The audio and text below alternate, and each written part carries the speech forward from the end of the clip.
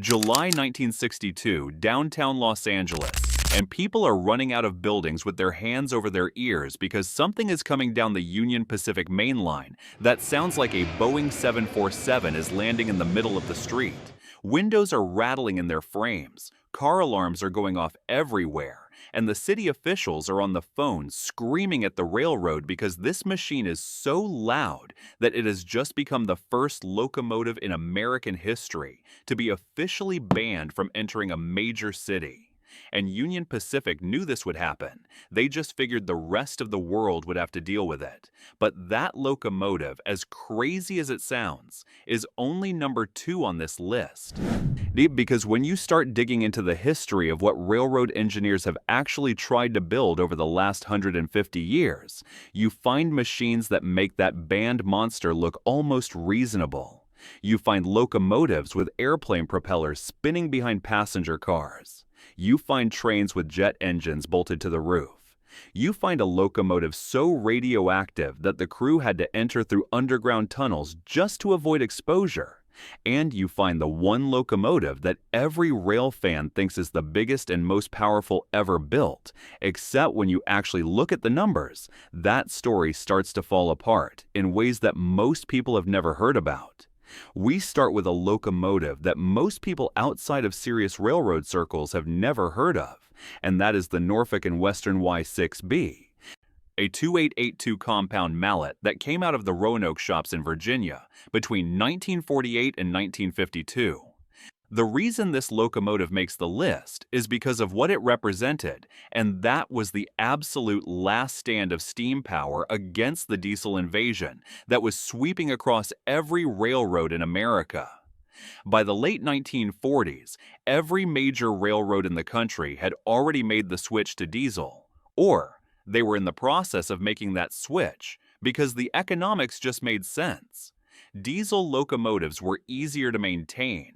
They did not need water stops every 100 miles, and you could run multiple units from a single cab without needing extra crew members. But Norfolk and Western looked at those numbers and said, "We think we can make steam work better than diesel, and we are going to prove it." And the Y6B was their answer.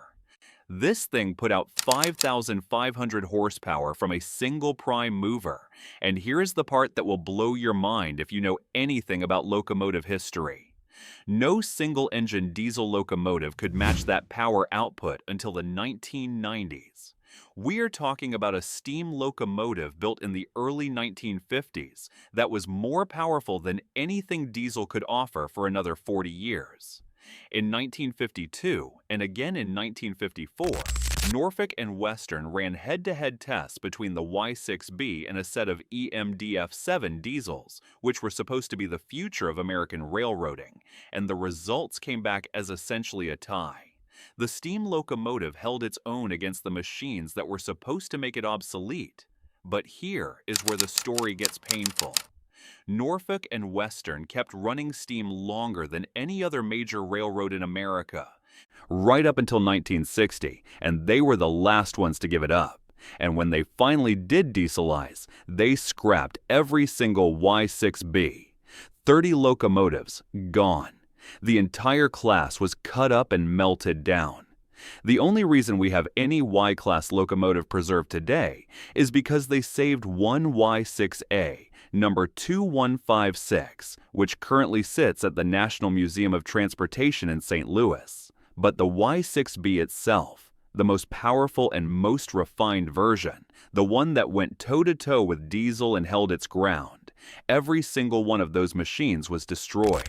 In June of 1954, General Electric delivered a locomotive to the Idaho National Laboratory that weighed 215 tons, was only 45 feet long, and produced just 400 horsepower. Now, if you know anything about locomotives, those numbers make no sense. A modern diesel of that weight would be about 75 feet long and would produce around 4,000 horsepower. So why was this thing so heavy and so underpowered? Because it was designed to haul nuclear reactors, and the crew compartment was surrounded by walls of lead that were over 1.5 feet thick, with windows made of leaded glass that were 4 feet deep and filled with oil to block the radiation coming off whatever cargo they were pushing. This locomotive was built for the Aircraft Nuclear Propulsion Program, which was the United States government's attempt to build a nuclear-powered bomber that could stay in the air for weeks at a time without refueling. The idea was that you would have a reactor powering jet engines, and the plane could just circle over the Soviet Union indefinitely, waiting for the order to strike. The reactor experiments happened at Test Area North in the Idaho desert, and somebody had to move those reactors between the assembly building and the test facilities. That job fell to this locomotive, so they built the cab like a bunker. Lead walls everywhere, filtered air systems, redundant controls in case something failed. And here is the detail that really gets me. The crew did not climb into the cab through a normal door. They entered through a hatch in the floor that connected to underground tunnels, because if the reactor they were hauling was giving off too much radiation, walking up to the locomotive at ground level could be dangerous. The maximum speed was supposed to be 25 miles per hour, but in actual operation, when they were pushing a reactor car, they rarely went faster than 5 miles per hour. And this thing ran from 1954 all the way into the 1980s, because after the nuclear airplane program got canceled in 1961, they kept using it for space reactor tests. In 2006, they finally trucked it over to the EBRI Atomic Museum near Arco, Idaho, where it sits today as one of the most bizarre locomotives ever built. It looks like Thomas the Tank Engine wearing a diving helmet, and if you are ever driving through that part of Idaho in the summer, you can walk right up to it. Now we are going to talk about a locomotive that looks like somebody built it backwards, because that is exactly what happened. Southern Pacific operated a main line over the Sierra Nevada mountains in California that included 39 tunnels and nearly 40 miles of snow sheds. And if you know anything about steam locomotives, you know that the exhaust coming out of the smokestack is hot. It is thick with smoke and cinders, and in an enclosed space like a tunnel or a snow shed, it can fill the crew compartment and suffocate the engineer and firemen before they even realize what is happening. In 1908, Southern Pacific took delivery of 2 new 2882 Mallet locomotives, numbers 4000 and 4001, and they put them to work on the mountain grades between Roseville and Sparks. And almost immediately, the crews started having problems.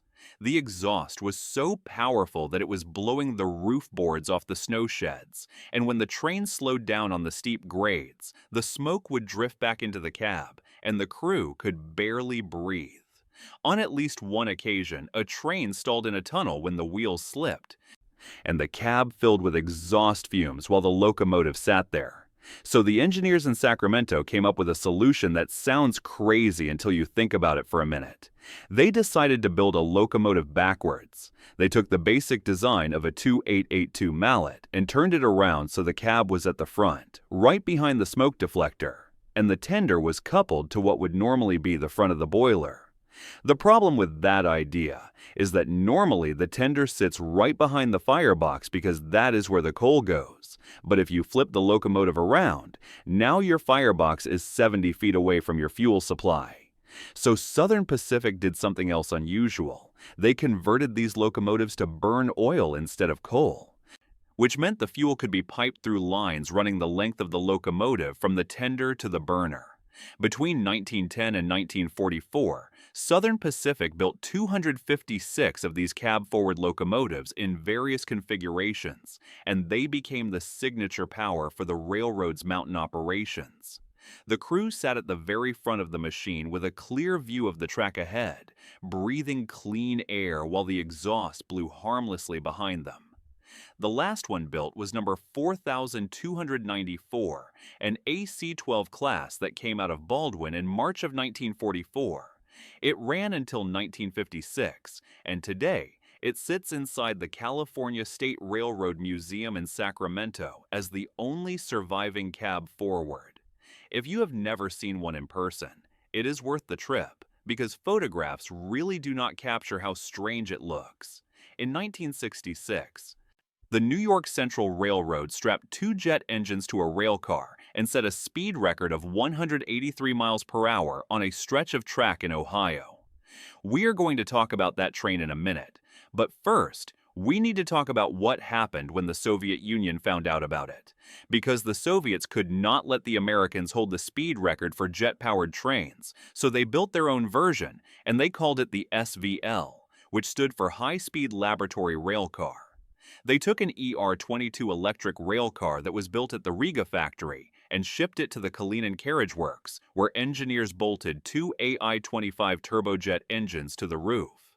These were the same engines used on the Yak-40 passenger aircraft, and they were pointed backwards to push the train forward, just like the American design. To reduce air resistance, they added a streamlined nose cone and a tail fairing, and they reinforced the brakes because stopping a jet-powered train is a whole different problem than stopping a regular one. They built 15-scale models and tested them in wind tunnels before they were confident enough to put a human being in the cab. On October 20, 1970, the SVL was ready for its first high-speed run. The test track ran south of Moscow between Golutvin and Ozary, and when they lit the engines, the train accelerated from 0 to 50 kilometers per hour in about 15 seconds. The maximum speed reached during testing was 250 kilometers per hour, which is about 155 miles per hour. The project continued until 1975, when the Soviets introduced the ER-200 electric train, which could reach similar speeds without burning jet fuel at an insane rate. At that point, the SVL became obsolete, and they parked it on a siding at Doroshika Station in the Tvor region, where it sat and rusted for 3 decades. In 2008, for the 110th anniversary of the Tver Carriage Works, they finally did something with it. They cut off the nose section with the jet engine, restored it, and mounted it on a plinth as a monument outside the factory. The Soviets knew from the start that this would never work as practical transportation, but they built it anyway because they could not let the Americans be the only ones with a jet train. Now let us talk about the American jet train that started this whole competition. In 1966, Don Wetzel was an engineer at the New York Central Railroad, and he had an idea that most people thought was completely insane. He wanted to take a regular Bud RDC-3 railcar from 1953, strap 2 surplus jet engines to the roof, and see how fast it could go. The engines he found were GEJ 47-19 units that had been pulled from retired B-36 bombers, and he bought them for about $5,000. The total budget for the entire project was around $30,000, and the whole thing was built in about 30 days. This was one engineer with a crazy idea and enough money to try it. Now, here is a detail that most people do not know about this project. The streamlined nose cone that gave the Black Beetle its distinctive look was designed by Don Wetzel's wife, Ruth. She sketched out the aerodynamic shape that would go over the front of the rail car. And that design ended up being a key part of why the train performed as well as it did. On July 23, 1966, the M497 made its record run on a 25-mile stretch of straight track between Butler, Indiana and Stryker, Ohio. This was regular New York Central track, the same rails that freight and passenger trains used every day. And when they lit the jets, the train hit 183.68 miles per hour. That record still stands. Almost 60 years later, no train has gone faster on non-electrified track in the United States. After the test runs were finished, the jet engines were removed, and the rail car went back into regular passenger service, where it ran until 1977. The engines did not go to a museum. They were converted into snowblowers, and the rail car itself was scrapped in 1984, which means neither the train nor the engine survived. Think about that. They set a speed record that has lasted for 6 decades, and nothing from that project exists anymore. Now we are going to go back to 1930 to Germany, where an aircraft engineer named Franz Krukenberg built something that looked like it had rolled straight out of a science fiction novel. The Schienen Zeppelin, which translates to rail zeppelin because of its resemblance to the famous airships, was built at the Hanover Lienhausen works of the German railway company.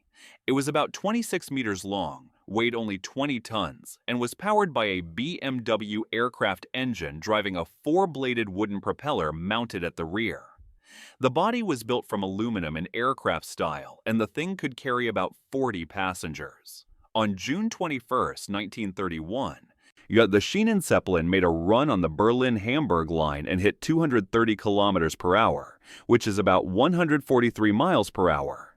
That was a world railway speed record, and it stood for 23 years until 1954. And for petrol-powered rail vehicles, that record still stands today. But here is where the insanity of this design becomes obvious. The propeller that made those speeds possible was also a massive safety hazard. When passengers stood on station platforms, they were standing within feet of a spinning wooden blade that could take a limb off. The draft from the propeller was strong enough to blow gravel off the track bed. And there were other problems that made this design completely impractical. The propeller could not reverse, so the train could only go in one direction, which meant you needed turntables at every terminus. On steep grades, the propeller was basically useless for climbing, and you could not couple any additional cars to the train because the propeller had to be at the rear. In 1934, the Schienen Zeppelin was sold to the German railway for just 10,000 Reichsmarks, and they basically parked it and forgot about it. 5 years later, in 1939, the German military needed aluminum for the war effort, so they scrapped the train and melted it down. The world record-holding rail Zeppelin was turned into airplane parts because nobody could figure out how to make a propeller-driven train work for actual passengers. All right, now we are back to that locomotive from the opening, the one that got banned from Los Angeles in 1962. This is the Union Pacific 8,500 horsepower gas turbine electric locomotive. And the railroad crews called it the Big Blow because when you fired up that turbine, you could hear it coming from miles away. General Electric built these in 3-unit sets, with a control unit, a turbine unit containing the power plant, and a fuel tender holding 24,000 gallons of Bunker C heavy fuel oil. The whole assembly stretched 179 feet end to end and weighed almost 850,000 pounds. Union Pacific took delivery of 30 of these sets between 1958 and 1961, and at their peak, these turbines were hauling more than 10% of the railroad's total freight tonnage. The turbine was rated at 8,500 horsepower, the most powerful prime mover ever installed in a North American locomotive. That record still stands. And in cooler air at lower altitudes, the turbine could actually exceed 10,000 horsepower. But the electrical system could not handle that load, so they had to throttle it back. The exhaust came out of roof vents at 150 miles per hour and temperatures around 850 degrees Fahrenheit. When one of these things rolled past, it felt like standing next to a jet engine, because that is essentially what it was. The fuel these turbines burned was called Bunker C, which is basically the heavy sludge left over after you refine crude oil into gasoline and diesel. At room temperature, it has the consistency of tar, so the fuel tenders had electric heating elements that warmed it to 200 degrees Fahrenheit before it could flow into the turbine. The noise was so intense that Union Pacific could only run these locomotives through sparsely populated areas between Council Bluffs, Iowa and Ogden, Utah. When they tried running them into Los Angeles in 1962, the city basically said, "You cannot bring these things here anymore," and the railroad had to route them around any major population center. By the late 1960s, the economics stopped making sense. The last big blows were retired in February 1970, and most of them were scrapped. The most powerful locomotives ever built in North America, and we barely saved any evidence that they existed. And now, we come to the locomotive that everybody thinks they know, the one that shows up on every list of the biggest and most powerful steam engines ever built, the Union Pacific Big Boy. There is no question that the Big Boy is an impressive machine. It is 133 feet long, including the tender. It weighs 1.2 million pounds, and Union Pacific still runs one of them today. Number 4014 was restored to operating condition in 2019, and it regularly does excursion tours across the western United States. If you have ever seen it in person, you know that photographs do not capture how massive it is. But here is where the story gets complicated, because when you actually look at the numbers and compare the big boy to other locomotives from the same era, the claims about it being the biggest and most powerful start to fall apart. The big boy is often called the longest steam locomotive ever built, and that is true if you are talking about the engine body. At 72 feet from the front coupler to the tender, it is the longest engine body of any reciprocating steam locomotive. But if you include the tender, the Pennsylvania Railroad S1 was actually longer. That locomotive measured 140 feet 2.5 inches, compared to 133 feet for the big boy. And when it comes to tractive effort, the big boy rated at about 135,000 pounds. That is impressive, but the Erie Railroad triplex locomotives from 1914 were rated at 160,000 pounds. Those machines were disasters in actual service, but on paper, they were stronger. Even the Norfolk and Western Y6B we talked about at the beginning of this video had a tractive effort of 166,000 pounds in simple expansion mode. By that measure, a locomotive that most people have never heard of was more powerful than the famous Big Boy. So why does everyone think the Big Boy is the biggest and most powerful ever built? Part of it is marketing. Union Pacific has always been good at promoting its history, and the Big Boy has been the centerpiece of their Steam Heritage program for decades. When you have one of these things actually running and making public appearances, it dominates the conversation. The other part is that the Big Boy was genuinely successful in service. It did the job it was designed to do, and it did it reliably for almost 20 years. The Erie triplexes were scrapped after a few years because they were mechanical nightmares. The Pennsylvania S1 was too long to fit on most turntables. The Big Boy actually worked, and sometimes that matters more than the raw numbers. Today, number 4014 is the largest operating steam locomotive in the world. Whatever questions there might be about historical rankings, there is no other steam locomotive running that comes close. 8 locomotives that pushed the boundaries of what engineers thought was possible. Some were scrapped and forgotten. Some sit in museums. And one is still running, carrying passengers across the American West. The Big Boy might not be the absolute biggest by every measure, but it is the one that survived. And in the end, that counts for something.